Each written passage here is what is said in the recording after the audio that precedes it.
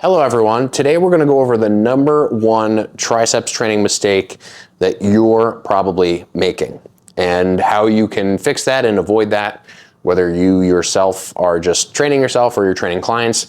This applies to all scenarios. So keep in mind that when we're talking about this, we're talking about being just specific to the triceps, okay? And really the number one mistake that impedes people from really being able to focus and isolate their triceps during any triceps activity. So just to give a concrete example to sort of orient ourselves here, imagine this is someone's shoulder, this is their elbow, and this is their hand.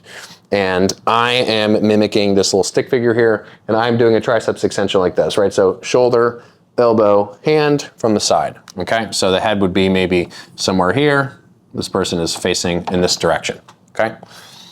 The number one mistake is basically setting yourself up in a way where the resistance is pulling, tugging, pushing, whatever word you want to use, your shoulder more than your elbow, right? And so here's maybe a concrete way to illustrate this. So let's assume that this is the bottom of the triceps extension and here's the top of the triceps extension. And let's also assume that this individual is using a cable direction that's kind of like something like that, right? So here's the origin of the cable up here and it's pulling the hand forward like that. And so by the time this person gets to the bottom, right, the cable is maybe kind of oriented somewhere like that. Now, overall, this doesn't seem like it would be too problematic, and in this particular illustration, it might not be. But what the number one mistake is, and what the problem with this is that people tend to forget about the fact that, and it seems kind of obvious, but the upper arm and the shoulder and the elbow and the hand they're all connected. They're all a chain. And so when your hand is being pulled forward like this, yeah, it's bending your elbow. The resistance is bending the elbow up this way so you can train your triceps, but it's also pulling the entire segment here forward in this direction. Right? And so what often ends up happening is people end up finishing the exercise and feeling like they're doing more of a shoulder exercise, like they're doing some kind of pullover motion for their lats more than their triceps. And this actually, I think, matters a lot more than people realize, because if there is force on the shoulder is more likely to create motion. If the shoulder is more likely to create motion, what are you doing? You're taking stimulus that was originally just going to go right to your triceps and you're distributing it away from the triceps. And so not only on a rep per rep basis are we actually decreasing the specific stimulus to the triceps, but now we're increasing stimulus to other muscle groups that maybe we are going to train tomorrow, or maybe that we trained yesterday and that are sore today and that are actually more fatigued and can't handle this kind of thing as well as maybe they would otherwise if they were rested. And so in essence, what we need to correct about this is we need to change the load direction so that instead of pulling so far forward, and by the way, people do this at the extremes. Like I will literally see people at the top of the motion where the cable will be set up like this, and then at the bottom it's kind of set up like this.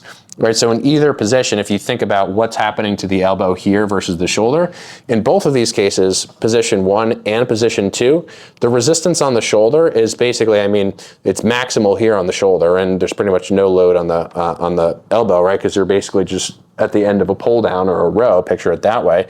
But here in this position, there's basically twice the resistance on the shoulder as there is the elbow, right? So this is kind of more normally the presentation that I see. And this also occurs in something like an overhead extension, right? Where people are trying to do an overhead extension, but they're basically falling backward the entire time because instead of having the cable anchored right behind their ass and their butt cheeks, they're basically stepping like 5 feet out away from the cable stack. So they're, again, in that scenario, not only is their shoulder dealing with a lot of force, but now they're basically trying really hard not to fall, backward onto their ass.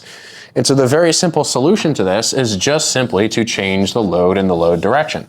So on a straight arm push down, that could simply just mean standing really, really close to the cable, right? So instead of having the cable out in no man's land, you anchor the cable basically right above you this way. And so by the time you get to the bottom, that cable basically moves backward, and it's really, really easy not only to stabilize from a muscular perspective, you can just kind of hunker down against it with your lats and your pecs, but from a specificity standpoint to the triceps, you've all of a sudden just taken so much load that was on your shoulder and that was difficult to manage in the shoulder, and you've put it onto the elbow.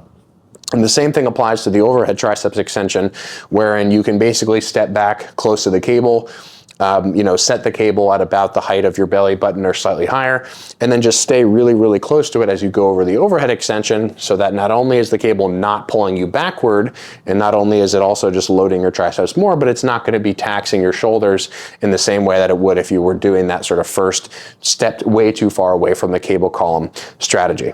So a small sort of tidbit here that makes a humongous difference. If you find that orienting the cable really close to you like this is maybe bothering your elbows a little bit the first couple times you do it, maybe just pick a middle ground, right? So don't get so close to the cable, just keep it slightly farther, or simply just lighten the load, take your time, sort of reset whatever progression you were making, and then work back up to a point where your elbows and your triceps can handle this adjustment. Because again, it's not that, if you do start to get some kind of elbow discomfort that's bad, it might merely be just because you're loading the elbow so much more, which is ultimately what we want in any kind of triceps exercise.